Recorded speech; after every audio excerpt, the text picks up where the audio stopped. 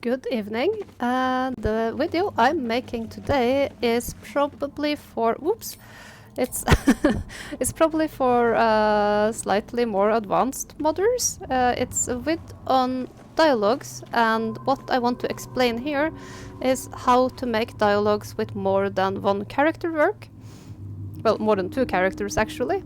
For all dialogues with more than two characters, you're going to need a script for it to work correctly. And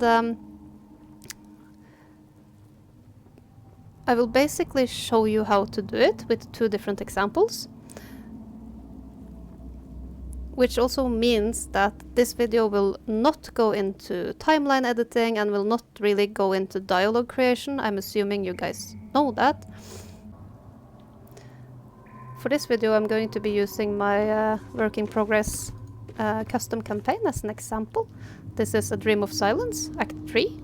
I've released Act 1 and 2, but I'm working on Act 3, and Act 3 is a lot bigger than the others, so that's why I didn't have time to make a new world to show you how to do this dialogue stuff.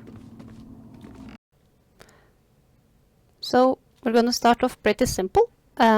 Just how to assign a dialogue to a character when there are more than two speakers in the conversation.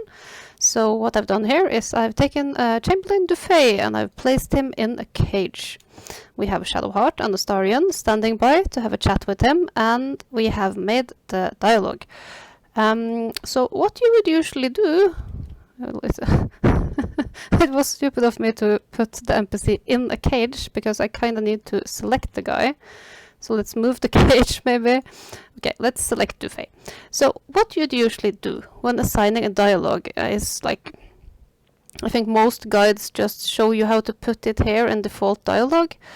You can do that, but I think the more, well, somewhat more sophisticated approach is to do it by scripting. I think actually if you assign the dialogue here and make the script I'm showing you, that's also going to work.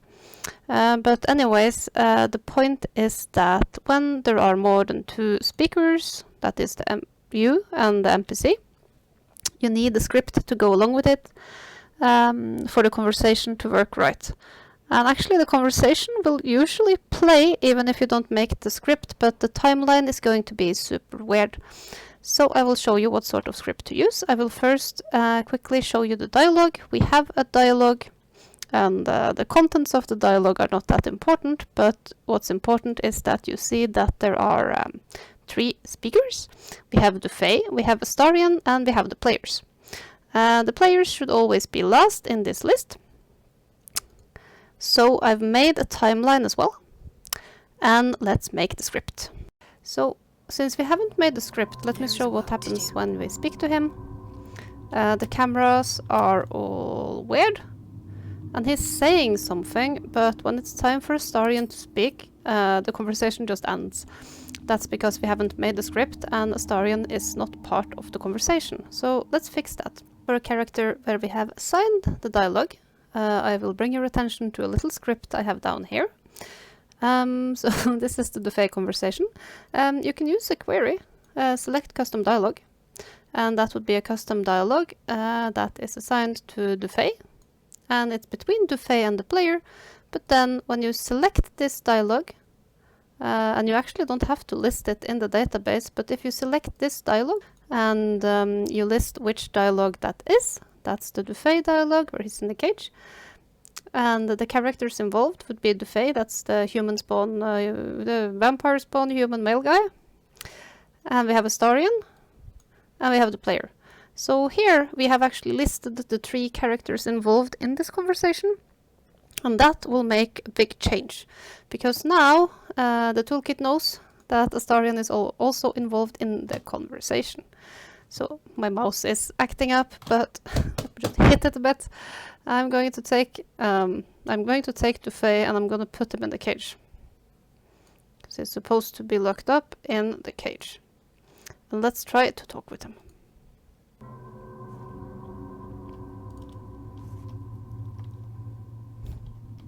So, apparently, it's impossible to talk with Dufay in the cage. This was not supposed to be a guide on how to make cages. The cage should not be able to join combat, There's probably some sort of option called click through. Click through. We can click through it. Okay, so I just reloaded the game once, and now it's really easy to click the guy. So I guess we're happy about this. And I put him in the cage, and he is actually in the cage when we talk to him.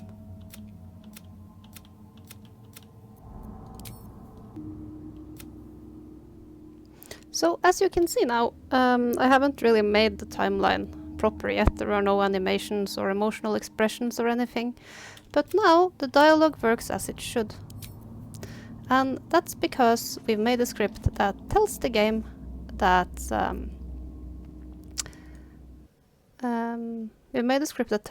which speakers are included.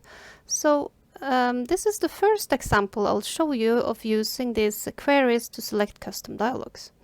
And as I was taught actually quite recently, when you make this query, so when does this fire exactly?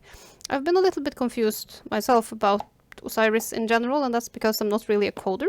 I'm just doing this for fun. So I have no formal training, and I didn't really understand what the query was. How the queries for dialogues work is actually that when a dialogue is started, the game can run these queries and see if there is a query case that fits the current situation. So for my next examples, I will actually get into how you can use the queries to account for enable you to trigger different dialogues based on different situations. For our next come on, stop lagging. For our next example, we are going to go down, down, down. Not that far down. Okay, so the Tsar Mansion is one of the weirdest buildings ever conceived in a video game. Yeah, don't look at those guys. It's completely baffling and very confusing. It's like a labyrinth. So I've been working on this map for months, and I still don't remember which rooms connect to different rooms. But we're going here, and I'm going to use my custom campaign set in the Tsar Mansion. This level is set in the Tsar Mansion, just to show you how to assign different dialogues. So the first thing that's going to happen is that we are going to restart this story and assign a dialogue to a Astarion.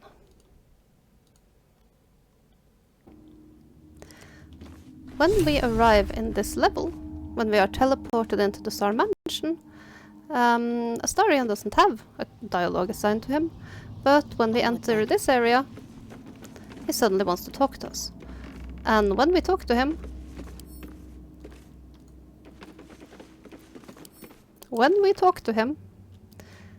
he has a dialogue. Okay, so how did we do this? Let me show you. The scripting way to assign a dialogue like you do in the sidebar is to make an entry into DB dialogs, where you put the character that has the dialogue and then the dialogue resource after it. Most of these scripts I'm showing you do not need the database entries in the init section, so you can actually just mostly ignore this.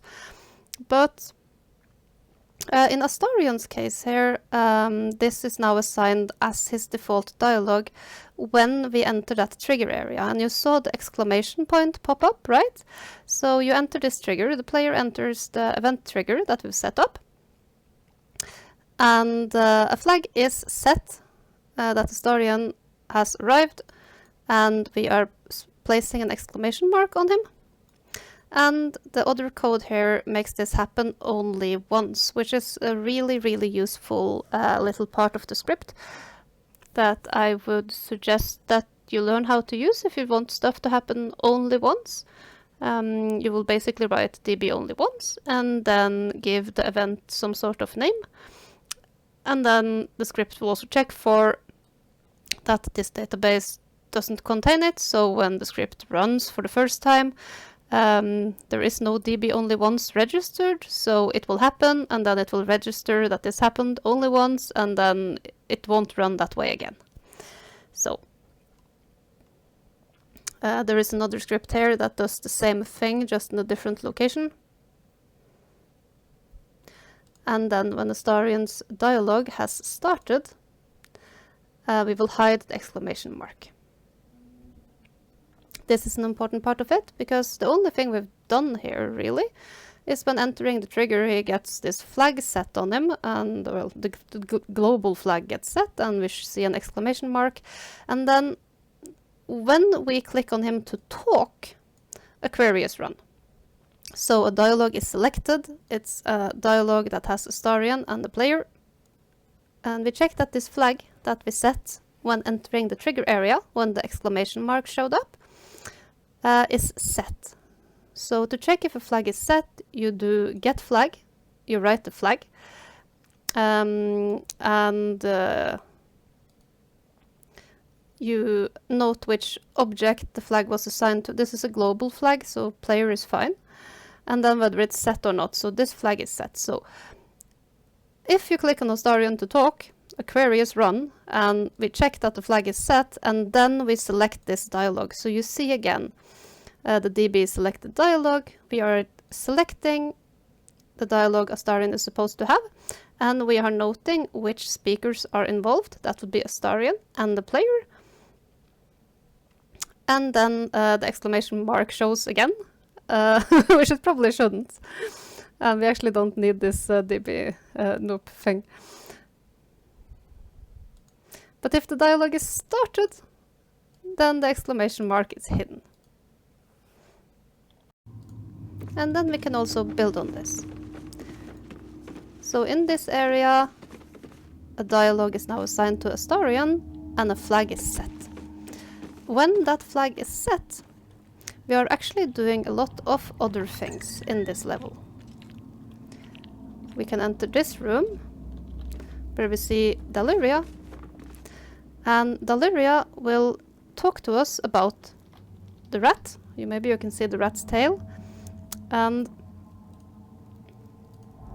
if you look at the script here, I'm assigning her the rat conversation. It's still a query to select a dialogue that's assigned to Daliria, but we're checking for a bunch of flags. We are checking that Astarion has arrived. That is the flag we talked about earlier, and that is set, so that's a 1. We are checking that Daliria hasn't left the party, because we can recruit her later, so that flag is not set. And we are checking that Daliria is not recruited, so that flag is not set. And if these 3 things are true, then we will select the dialogue. That is Daliria's first conversation. And again, you see the DB selected dialogue. That includes Daliria, Astarion, and the player. So we will get all the 3 speakers in this timeline.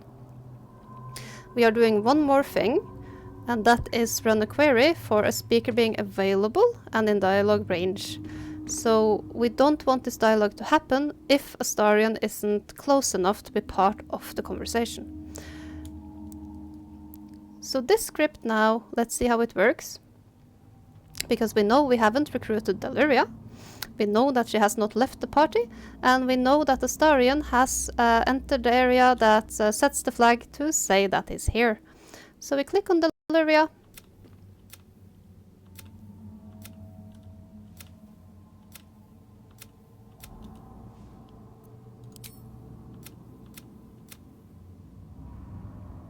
And we can see that this conversation works. So we can just leave this conversation, because I'm going to show you one more thing. And that is, no matter how many times I click on Daliria here, this conversation will now happen. If you remember, the script said that this conversation will only happen if Daliria has not been recruited or left the party. So there is a flag for recruiting Daliria, and this is not set. So what happens if we set that flag? I have a little debug book here. So I will click that. And this is a debug book for recruiting the spawn. So I'm going to recruit Daliria. Daliria is now in the party. And then if we look back to the scripts, we can see that I have a different query. And the queries run when you try to speak with the character. If you try to speak with Deliria, this query will check for 2 different conditions. She has not left the party, so that flag is not set. But she has been recruited, that flag is set. So if she's not left us, but she has been recruited, we are selecting a different dialogue, and that would be her companion dialogue. So let's try to talk to her. Yeah. So now she has a different dialogue, and I'm not done with this yet, but this is one way to assign a companion dialogue or an NPC dialogue. Of course, you can assign companion dialogues by using the companion dialogue script as well. I just went for a method that I found a lot easier for my project, but I highly recommend like tapping into the companion scripts for this.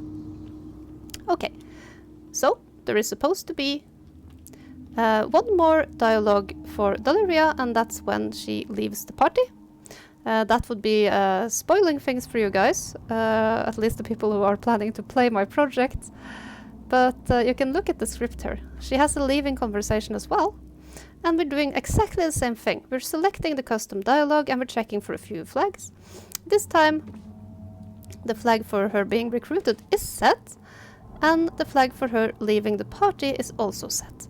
And in that case, we are selecting the dialogue Deliria companion is leaving.